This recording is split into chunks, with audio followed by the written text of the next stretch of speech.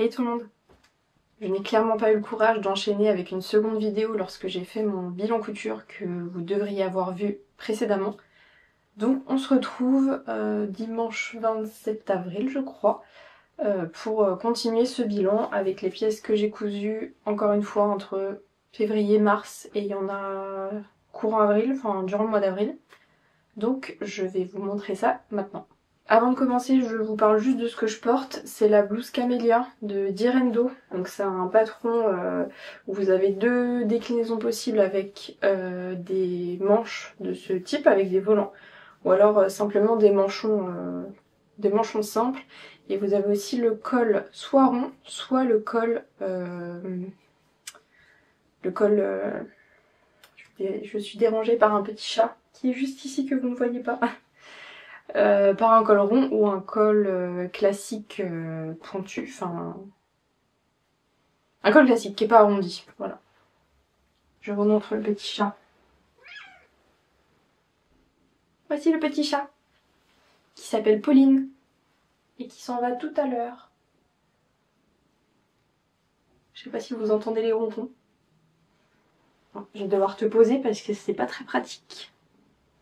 On commence tout de suite avec le premier projet que j'ai fait de ma liste de projets couture que j'aimerais coudre pour le printemps, donc je vous mettrai la vidéo dans le petit i juste en haut.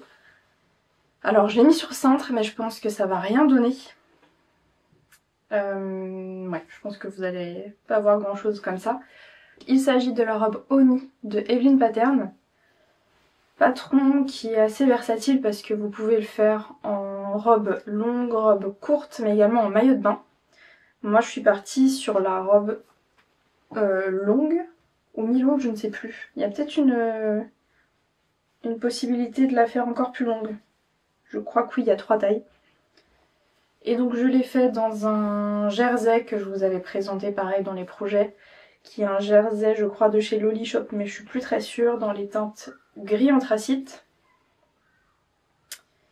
D'ailleurs je ne l'ai pas encore porté puisque on est qu'au printemps et puis bon je me réserve cette robe là plutôt pour des vacances au soleil. On voit encore les traces de craie, je sais pas si vous les verrez. J'avais noté d'eau sur cette pièce là, je pense que vous n'allez pas les voir sur la caméra. En tout cas c'est un patron qui est très bien expliqué. J'ai pas vérifié s'il y avait une vidéo, je suis pas sûre, mais en tout cas le livret se suffit à lui-même. Je vais reprendre de mon patron parce que j'ai pris l'habitude maintenant d'écrire directement mes retours en fait sur une feuille d'un carnet pour rien oublier. Et en fait je suis en train de m'apercevoir que pour ce projet là je pense que je l'avais pas encore fait. Ouais, je crois que j'avais pas encore pris cette technique là puisque je l'ai cousu en février. Bon, c'est pas grave, j'ai pas forcément noté de points particuliers, je l'ai réalisé en taille 40. Ce qui est très bien pensé, c'est que pour éviter que la pièce ne se déforme dans le temps, vous devez poser de la laminette à peu près partout. Donc aux emmanchures, au niveau du décolleté dos, sur le devant je crois qu'il n'y en a pas en revanche, et ni sur la ceinture pareil au niveau du ventre, donc c'est vraiment au niveau de la partie dos et des emmanchures et au niveau des épaules également. La petite particularité c'est que vous n'avez pas de couture lorsque vous venez assembler les épaules, puisque vous venez les prendre ensemble et les retourner pour... Enfin, vous avez une point de couture ici je veux dire, mais vous n'avez pas de couture apparente. J'ai un petit peu galéré comme vous avez la laminette aux deux extrémités qui viennent se croiser une fois que vous venez coudre ces deux pièces. C'était un peu dur d'avoir quelque chose de vraiment propre. Mais bon, ça se voit pas une fois porté. Hein. Et oui, j'ai oublié de vous dire, vous avez une fente sur le côté, juste ici. Donc pour faciliter les mouvements forcément lorsqu'on marche. Je suis très contente du rendu, j'avais peur en fait sur cette version là qu'à ce niveau là ça baille un peu et finalement c'est bien tendu, c'est bien maintenu, c'est vraiment chouette. Le haut est doublé et le patron vous propose également, si vous le souhaitez, d'ajouter des coques à l'intérieur puisque c'est assez compliqué de porter un soutien-gorge avec ce modèle-là.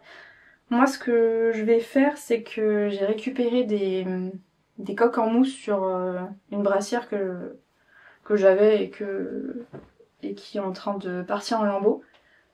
Et en fait, si je les mets derrière et que je ne les coupe pas, enfin que je les plaque juste au niveau de la pièce là et que je la porte, ça sort pas. À voir vraiment dans le porté, si ça se trouve je vous dis ça mais ça va pas du tout être pratique et si c'est le cas, et ben je viendrai faire quelques points à la main. Et peut-être que si je la refais, j'essaierai de penser à un système qui permet de pouvoir retirer et remettre les coques en mousse. Je sais pas si c'est possible mais c'est quelque chose que je vois dans mes brassières donc je pense que oui. Comme j'avais pas de fil gris de la même couleur et que j'avais pas envie de prendre une canette en plus et de refaire une canette du même gris, j'ai pris un gris plus clair. Je pense que vous le voyez même pas en fait. Ça se voit beaucoup plus hors caméra mais bon, ça me gêne pas plus que ça. J'ai terminé le bas à l'aiguille double. J'ai un peu de mal avec l'aiguille double, je me rends compte que finalement dans le temps ça tient pas forcément. Donc on verra sur cette pièce là. Mais en tout cas, voilà, j'ai pas eu de difficultés.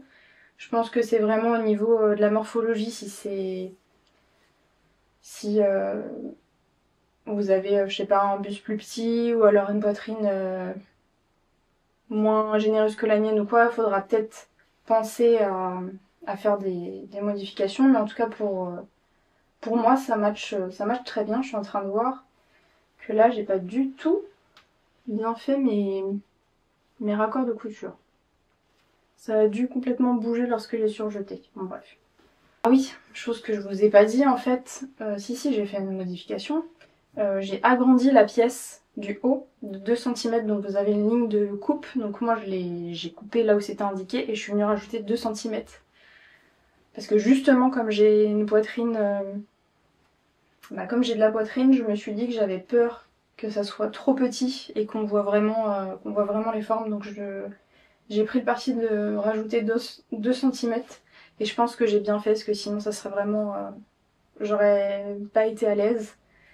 Et même d'ailleurs, je vous ferai des vidéos portées sur un côté. On voit un peu la forme de ma poitrine, ça vient pas forcément complètement se plaquer. Après, le patron vous dit que vous pouvez faire quelques points à la main pour vraiment venir maintenir ça. Moi j'ai peur que même en faisant des points à la main, ça craque. Bon, après ça va, hein, c'est pas indécent et, euh, et c'est très bien, hein, c'est juste ça a vraiment ce côté très sexy, très sensuel. Donc voilà, c'est une pièce que je porterai principalement lorsque je serai en vacances, quand il fera des chaleurs assez importantes, mais en tout cas en ville, c'est sûr que c'est pas un modèle que je porterai.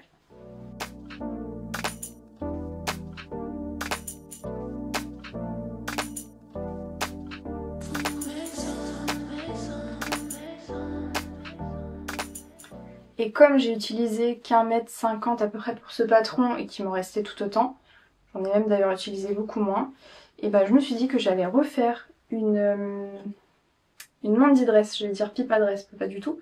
Une mandi dress, donc la robe qui ressemble beaucoup à la robe pipa de chez Cézanne. Pour cette version-là, je suis partie exactement de la même chose que ma version précédente que je vous ai fait voir dans le bilan précédent. Donc la version rose. Seule différence, c'est que là, je suis venue mettre des manches sans revers. Parce que finalement, sur la rose, on voit pas mal le surjet et ça se met pas bien. Donc j'ai laissé les manches libres comme ça. Et c'est très joli au porté. Et j'ai réduit en plus de 2 cm la bande d'encolure. Parce que par rapport à la rose, elle était encore un peu trop lâche. Comme j'ai suivi tout le hack qui est proposé sur le compte, je ne sais plus. Je vous l'ai cité dans mon précédent bilan, mais de toute façon je vous remettrai tout en barre de description. Donc dans le hack, on vous dit de réduire le décolleté parce qu'il est beaucoup plus plongeant.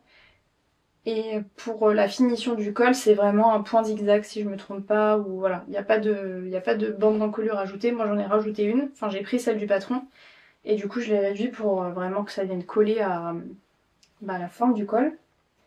Et vous avez le nœud caractéristique de ce modèle. Alors je suis désolée, vu que c'est un gris foncé, vous allez peut-être pas voir grand chose, mais ça sera plus parlant au niveau des plans portés. Et je suis partie sur la version courte également, j'ai pas fait encore de version longue, mais ça ne serait tardé. Et pour la taille, j'ai fait la taille 4 comme la précédente version.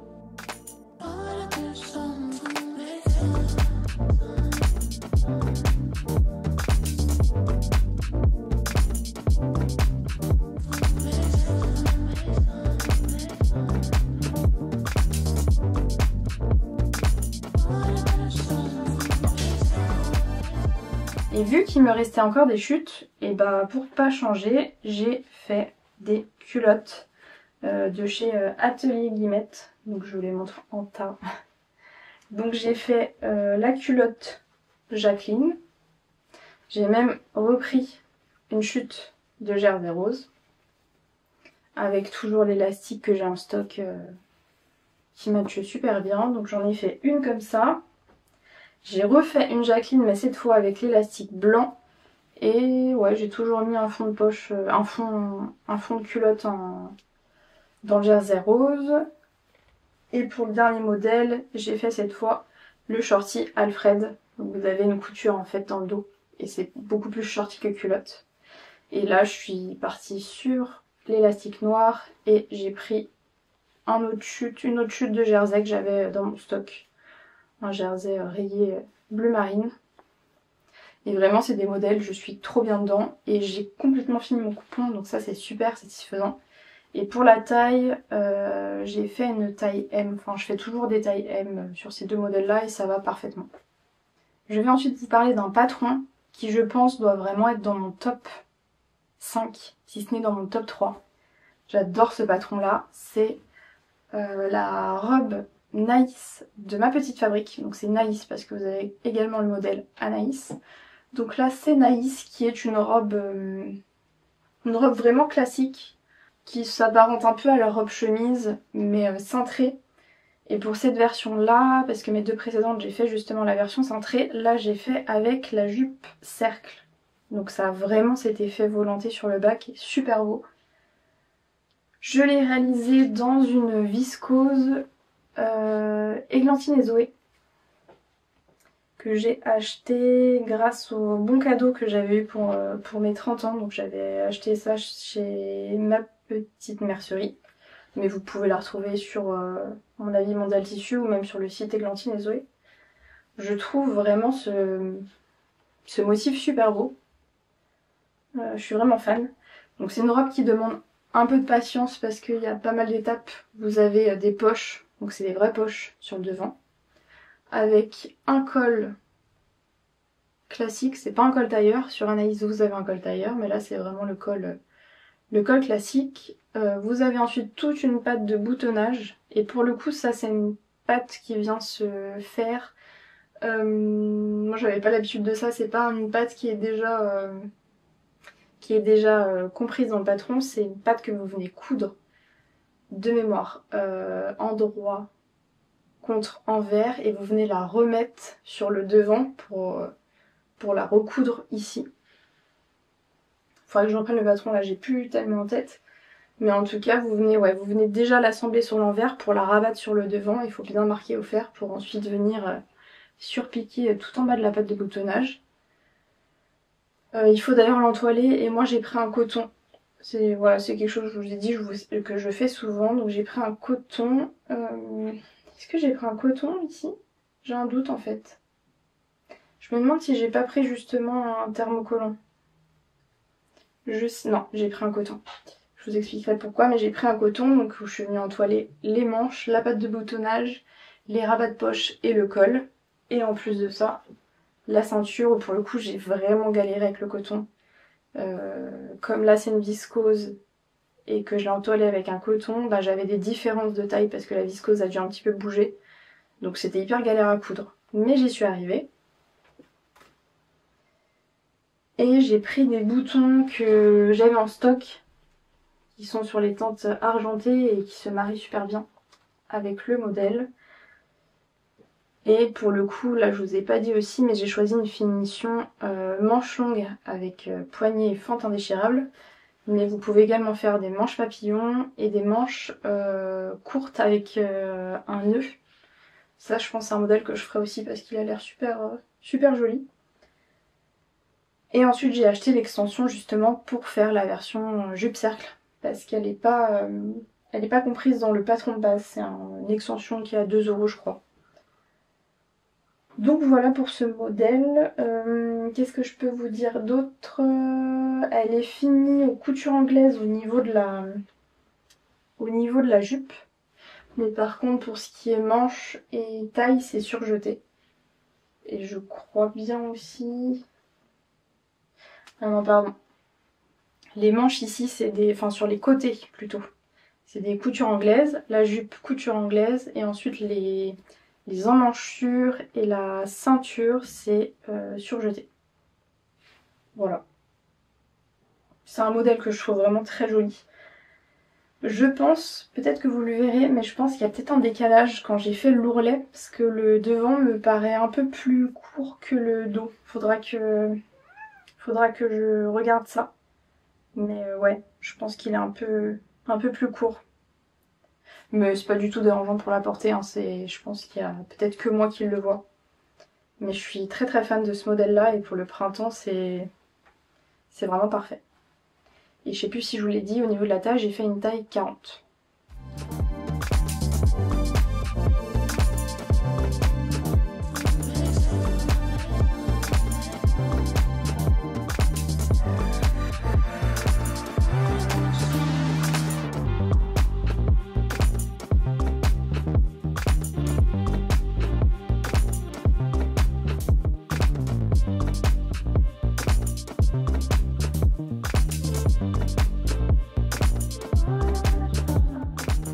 J'ai un peu augmenté la luminosité parce que ça faisait très noir avant.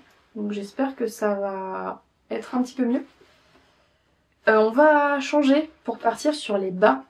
Et ça serait pas un bilan couture sans pantalon. Je fais une obsession sur les pantalons. Et je vais vous parler cette fois du pantalon California de Atelier Scanit. Coup de cœur sur ce patron, je l'ai acheté au CSF de l'année dernière et quand... Où est-ce que je l'ai vu d'ailleurs? Je l'ai vu sur une chaîne YouTube.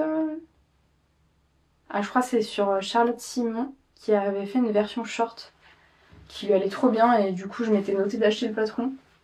Et donc c'est chose faite et je l'ai cousu. Je l'ai cousu dans un jean de chez les Coupons de Saint-Pierre, donc ils appellent ça tissu jean, mais c'est un coton avec un peu d'élasticité qui est assez fin mais vraiment bien pour un pantalon.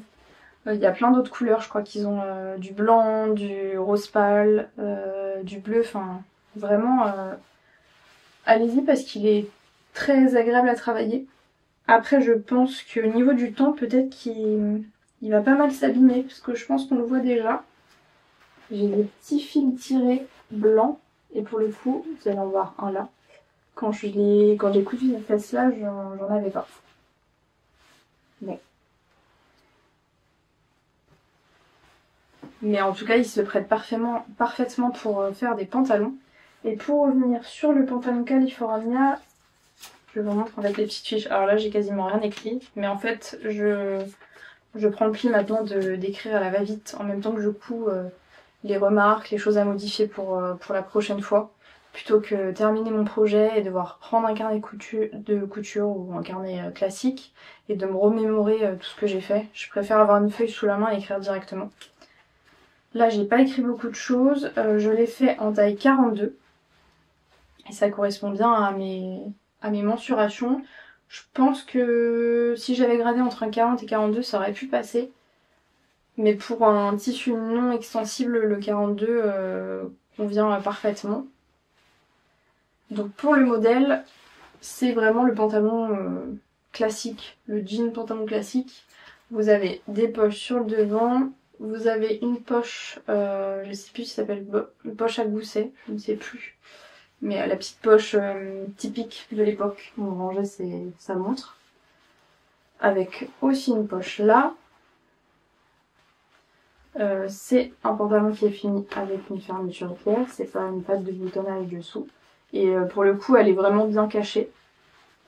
Dans le dos, vous avez une réhausse à ce niveau-là, avec 2 poches plaquées. Et après, voilà, le classique du pantalon, une ceinture, des passants, et c'est un pantalon qui est large en bas. Donc pour ceux qui sont pas forcément fans, vous pouvez sans problème le reprendre pour le couper un peu et que ça soit plus droit et moins évasé. Mais moi je trouve que c'est très joli. Au niveau de la fermeture éclair, j'ai pris ce que j'avais en stock.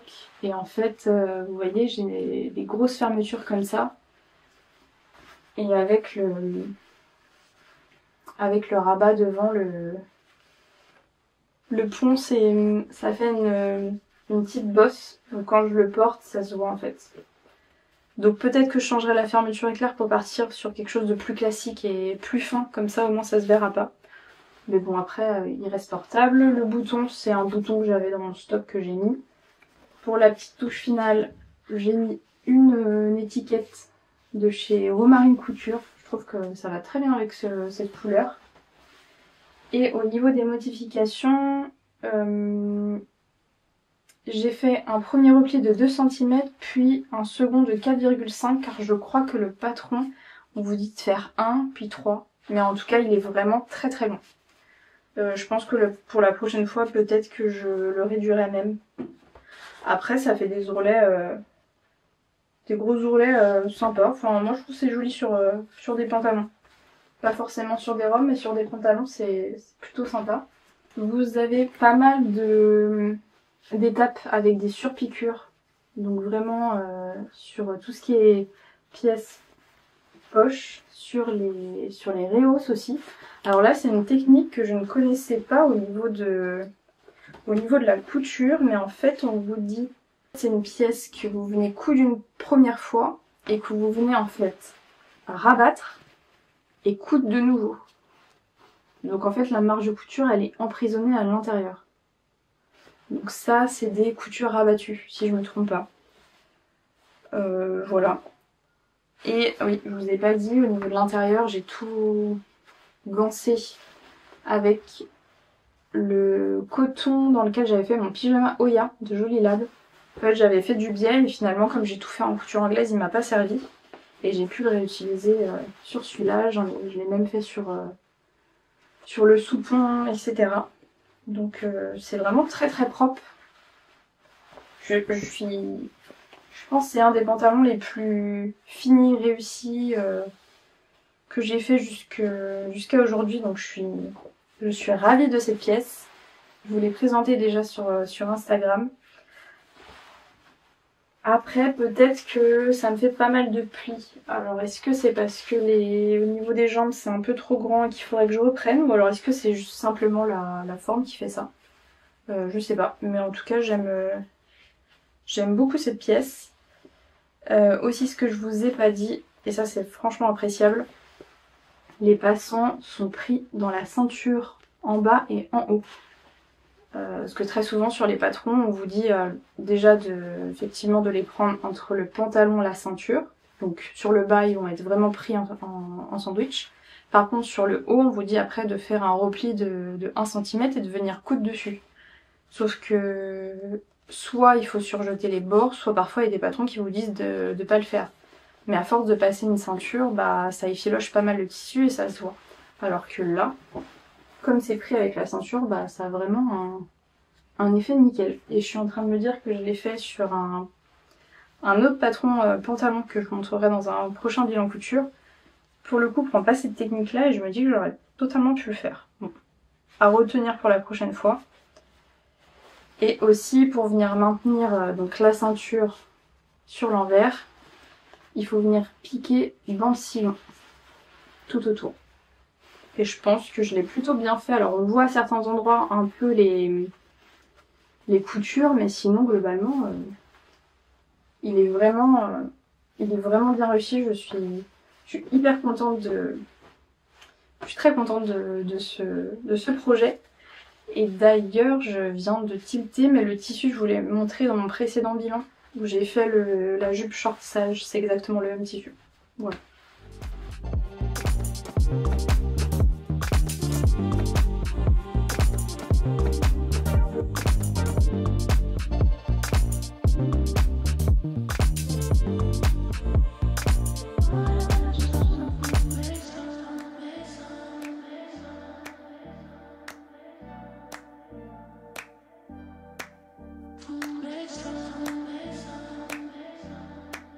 On retourne vers les hauts avec un projet que j'avais pas du tout prévu de coudre. Parce que pour la petite histoire, Liz Taylor a fait un concours en fin d'année ou début d'année, non fin d'année, où elle proposait de remporter plusieurs lots et notamment des box couture. Donc vous aviez, je crois, 3 box couture à gagner. Et j'avais participé sur Instagram, voilà, et puis après bah, je l'ai oublié. Oui, c'est pourquoi. Oui. Et après j'avais oublié et j'ai reçu un message donc en décembre de la part de Liz Taylor pour me dire que j'avais remporté le lot. Donc j'étais ravie parce que c'est un patron que je voulais me procurer au CSF et comme j'avais déjà acheté pas mal de patrons, je m'étais dit que je me le procurais pour une prochaine fois. Et je vais arrêter de faire durer le suspense. C'est la blouse pimpante qu'on a vue partout et Atelier Morissette en parle très souvent sur sa chaîne parce que c'est un patron qu'elle a cousu de nombreuses fois et dont elle est très fan et je comprends pourquoi parce que vraiment la forme, les finitions, tout est parfait sur cette blouse. Donc je vous la montre d'un peu plus près. C'est une blouse qui a tout ce jeu de fronce en fait sur le devant. Avec un col, encore une fois, une patte de boutonnage sur le devant et des manches 3/4 qui sont finies par un bracelet de manche. Donc c'est une box où j'avais absolument tout dedans, le tissu, le fil, le patron, les boutons. Donc il me restait plus qu'à coudre. Il n'y a que le thermocollant, si je me trompe pas, qui n'était pas présent. J'ai un doute. Je crois pas parce que quand je l'ai cousu, j'ai pris du thermocollant que j'avais en stock. Mais peut-être qu'il était fourni et que je l'ai rangé, mais je crois pas. Bon, en tout cas, voilà, j'avais vraiment tout pour pouvoir coudre cette blouse. Et je l'ai fait dans le tissu qui m'a été envoyé dans la box. Donc le tissu Dancing Queen avec des motifs musicaux, boules disco, etc. Qui en fait de base me plaisait pas, enfin que je trouve sympa mais sur lequel je m'étais pas arrêtée. Mais de loin ça fait vraiment un rendu qui est super beau. Je porte cette blouse tout le temps, elle est super belle. Et en plus avec les boutons pailletés classiques de Liz Taylor, c'est juste parfait. Donc je l'ai fait en taille 40. Elle est assez rapide à coudre, il n'y a pas de grandes difficultés. L'empiècement dos est fini en méthode burrito, donc vous n'avez pas de couture. Je vais vous montrer un peu l'intérieur. Je vais pas trop les défaire, mais vous voyez, il est fini. Voilà, en burrito. Je peux la mettre sans retirer les boutons. Parce qu'elle est assez ample, donc j'ai même pas besoin de retirer. Donc en gros, je retire juste le tout premier bouton. Et je peux la passer sans retirer les boutons, donc ça c'est top. Elle est un petit peu petite, donc je pense que je la rallongerai pour une prochaine version, qui est prévue très prochainement, j'ai déjà le tissu. Mais hormis ça, vraiment elle est trop jolie. J'ai eu un peu peur quand j'ai fait les fronces au niveau des manches. Ça c'est quelque chose que je m'aperçois régulièrement quand je mets une pièce. Et bah ça me fait une sorte de... vraiment de... Je vous l'avais déjà dit dans une vidéo, mais une sorte de... Comment on appelle ça? Une sorte d'épaulette. Ça me fait vraiment quelque chose qui part... qui fait des petits froufrous en épaulette. Et ça vient pas suivre la forme de l'épaule. Donc quand je l'ai mis, ça m'a fait cet effet-là. Mais en fait, après, c'est venu vraiment s'affaisser. Donc je pense que c'est juste le fait de l'avoir cousu comme ça qui donnait cet effet. Mais avec le temps, après, ça a disparu. Donc elle est vraiment top. Ma seule déception, c'est que parfois, vous voyez, j'ai beau changer d'aiguille, faire hyper attention, J'ai des fils qui sont tirés, je pense que vous allez voir là. Ça fait un fil blanc. Il y a les croquettes qui tombent. Et souvent ça c'est quelque chose qui m'arrive quand je couds les boutonnières. Donc je pense quand je mets mon tissu sous sous l'aiguille, avec les griffes, ça doit sans doute abîmer un peu le tissu et tirer sur des fils. Bon après c'est à l'intérieur, ça se voit pas, donc bon, voilà. Mais je l'aime beaucoup et je vais en refaire une seconde version là dans les prochains jours.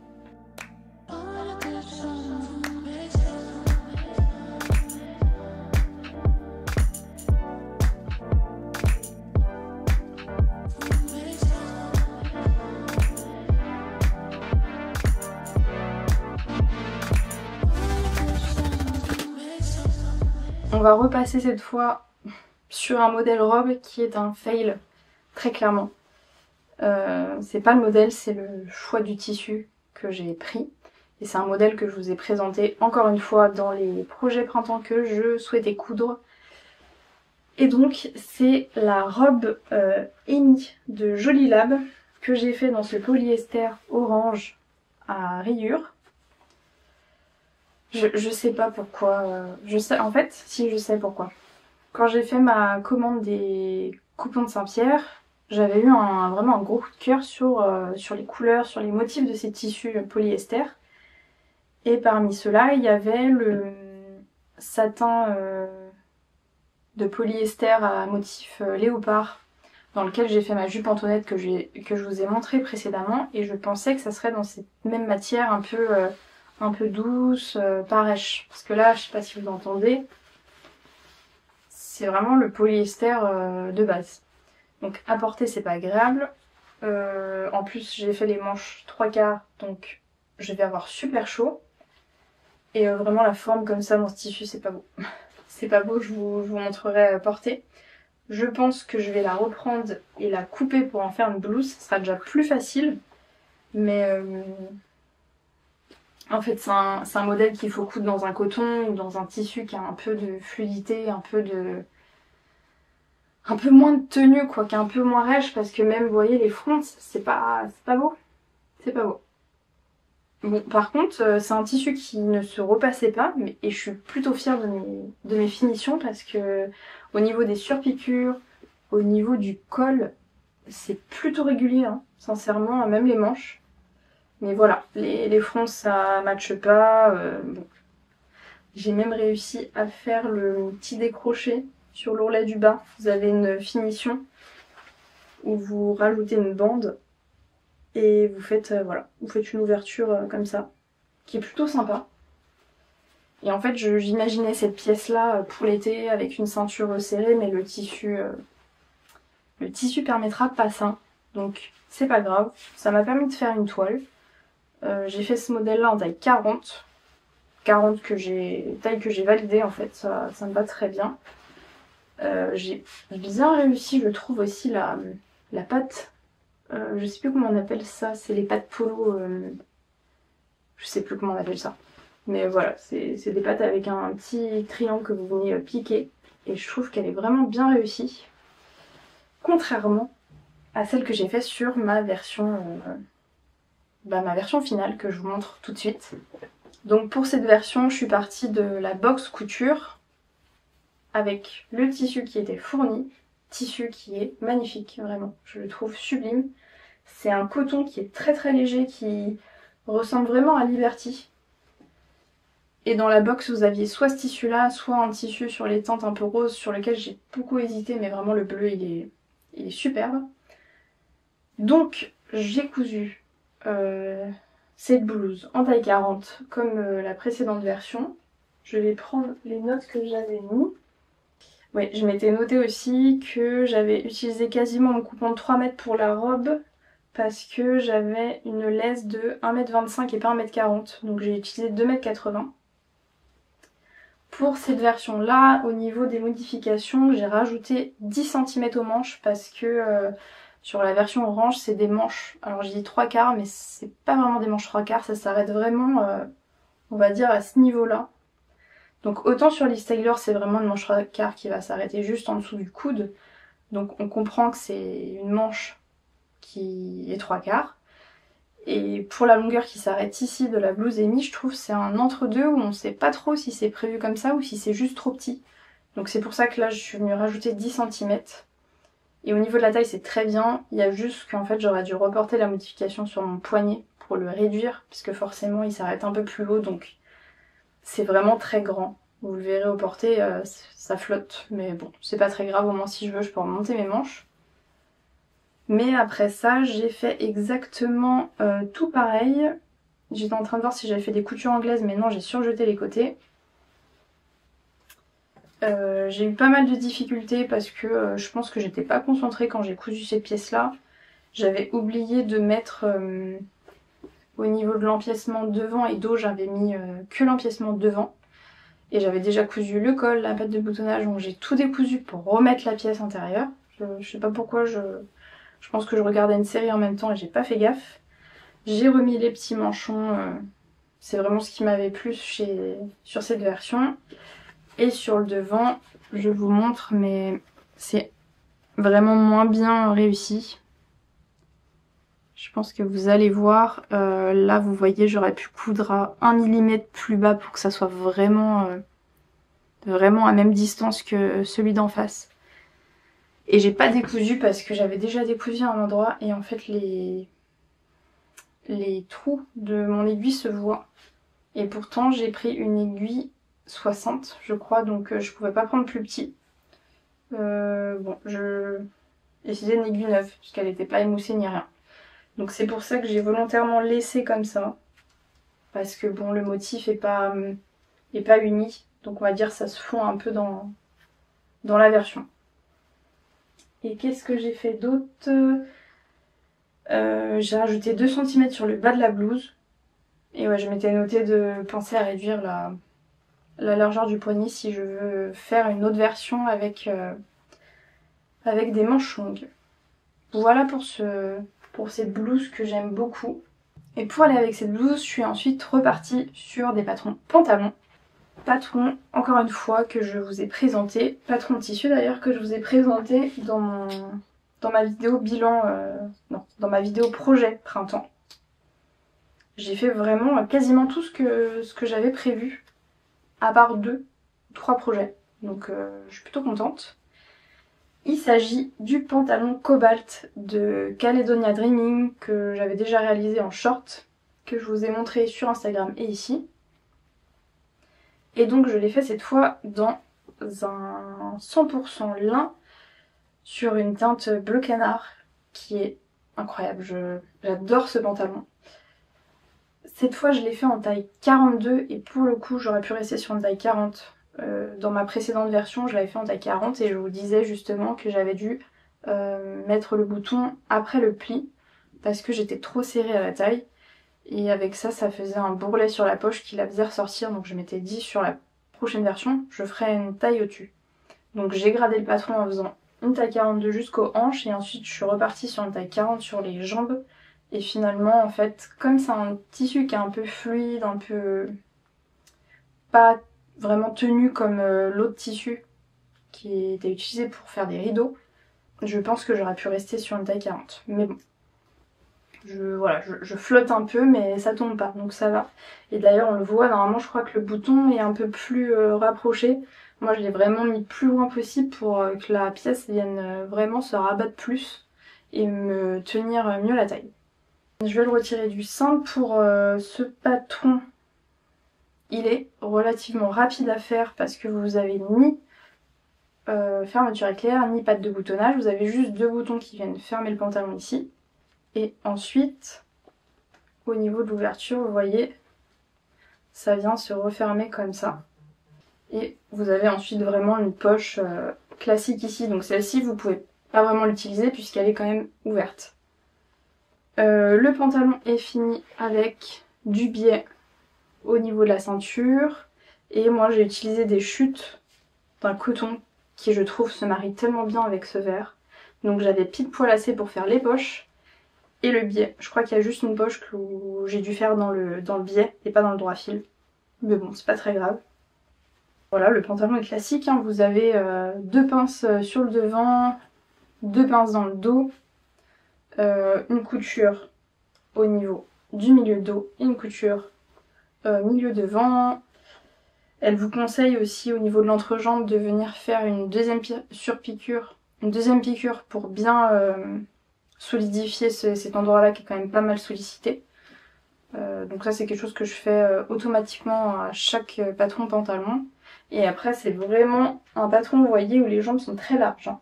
Donc c'est un style qu'il faut aimer. Moi j'aime beaucoup. Mon copain n'aime pas et m'appelle sac à patate quand je porte ce pantalon là, mais je m'en fiche parce que je l'adore. Et pour bien tenir la ceinture, elle vous dit de venir faire des piqûres en fait dans le sillon de chaque pince et couture. Donc c'est vraiment une finition qui est très propre. Et pour les boutons, j'ai choisi des boutons dorés avec des motifs lions qui apportent un peu un côté un peu chic que je trouve au modèle. J'ai fait un ourlet de 5 cm, donc 2 cm puis 5. Là je crois encore que j'ai dû modifier un peu le patron parce qu'il est très long. Et j'ai retiré directement moins 3 cm, voilà. Donc j'ai retiré 3 cm sur les bas des pièces. Et je me suis noté aussi que quand j'ai gradé ce patron, donc une taille 42 et 40 au niveau du jambe, j'ai eu pas mal d'écart pour coudre les côtés. Donc peut-être que c'est mon tissu qui a bougé, mais je me suis noté ça. Mais je pense que sur une prochaine version, si je choisis encore un tissu qui a à peu près la même tenue ou un jean ou autre, je partirai sur une taille 40 et pas une taille 42. Je pense que j'ai fait le tour sur ce patron et je vais vous montrer la toute dernière pièce.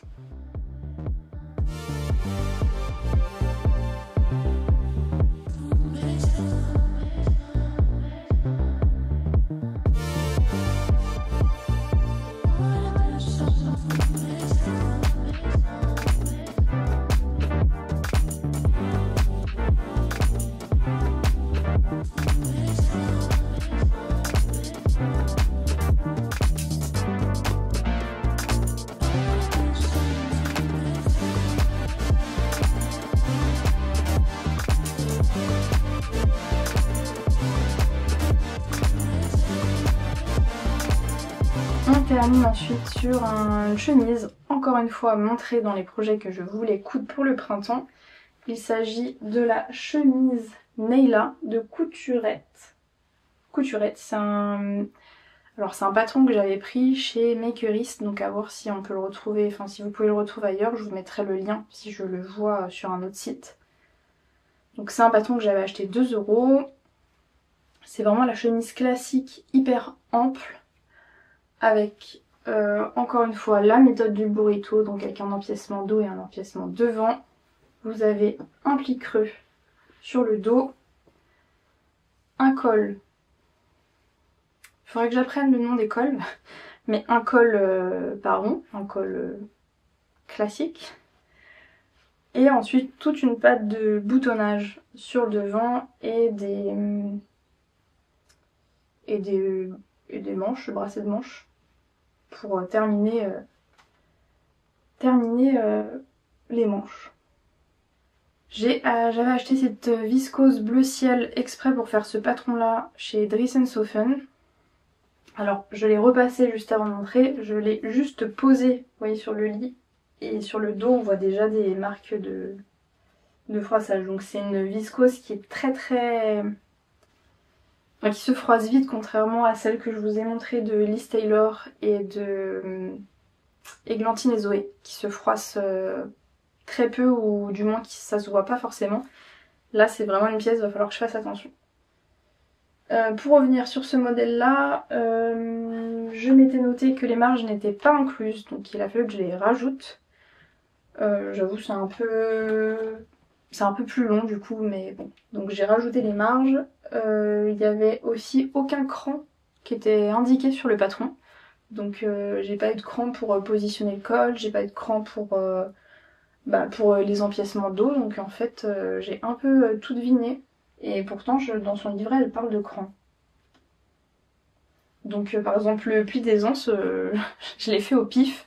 Et donc je me suis noté qu'il fallait faire un pli de 5 cm pour vraiment que les pièces ensuite viennent bien se coordonner avec l'empiècement dos et le bas du dos. Il y avait juste un cran au niveau de la patte de boutonnage qui était en fait le cran... je me suis noté le cran pour la pliure, pour lorsque vous venez replier la patte de boutonnage parce qu'elle est emprisonnée en fait avec le col. Donc je me suis noté que c'était pour que ça vienne tomber pile poil là. Je suis pas convaincue que ça soit réellement ça, mais bon. Sur les finitions, je suis venue ajouter un biais. Donc je suis venue faire avec des chutes, donc ça c'est vraiment top. Je déteste faire du biais, mais quand c'est pour terminer une chute que j'ai dans mon stock et qui vient faire un rendu vraiment super comme ça, c'est hyper satisfaisant. Donc je crois que dans le patron, c'est recommandé de faire cette finition là, mais c'est vraiment pas bien expliqué, donc j'ai regardé une vidéo YouTube que je vous mettrai en pièces jointes. N'importe quoi. Donc j'ai regardé une vidéo YouTube que je vous mettrai en barre de description parce qu'elle est hyper claire, donc pour le coup j'ai eu aucun problème. Je suis venue rajouter une petite étiquette encore de chez Romarine Couture pour ajouter une petite touche en plus. Et si, j'ai aussi fait une finition que j'avais jamais fait et qui fonctionne plutôt bien. J'ai fini tout l'ourlet du bas avec le même biais que le col. Et ma foi, c'est très joli. Alors, il peut se voir un petit peu sur l'endroit. C'est une viscose qui n'était pas facile à travailler. Mais honnêtement, c'est assez discret et comme les deux tissus vont bien ensemble, c'est vraiment chouette. Je suis partie sur cette finition là parce que comme vous pouvez le voir, le patron est arrondi en fait sur les côtés. Et ça a été un enfer pour vraiment faire un ourlet, pour faire un ourlet du bas tout simplement. Et donc je me suis dit plutôt que galérer, avoir quelque chose de gondolé qui fonctionne pas, et je vais finir avec un biais. Et j'ai bien fait parce que vraiment j'étais en galère.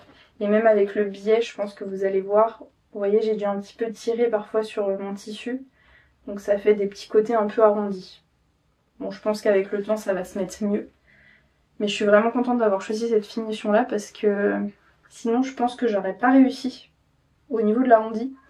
Et je pense que ça doit être aussi parce que j'ai rajouté les marges de couture. Et donc j'ai rajouté les marges sur le bas. Et au niveau de l'arrondi, je pense que j'ai pas forcément dû bien le faire. Bon. Donc à voir si je refais ce patron. Je trouve la forme très sympa. Il est très très long, mais justement j'ai gardé cette longueur là parce que je pense la porter ouverte avec un débardeur ou un top blanc dessous. Sur un short, ça va être très joli l'été. Avec les chaleurs qui arrivent, avec les chaleurs potentielles qui pourraient arriver en France, je me dis que ça pourrait être très sympa même pour aller travailler sur un pantalon classique. Ça va être vraiment, vraiment très chouette. Donc voilà, je pense que je vous ai tout dit. Non, je vous ai pas dit, mais au niveau des boutons, j'ai pris des boutons non-stock que j'avais acheté chez Toto Tissu. Je sais pas si vous allez les voir.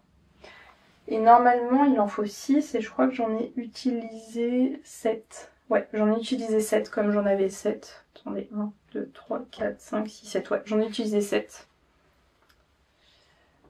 Et on vous conseille 2 mètres de tissu. J'ai utilisé peut-être 1m95-90. Donc vraiment, il faut partir sur 2 mètres, sauf si vous voulez réduire cette chemise.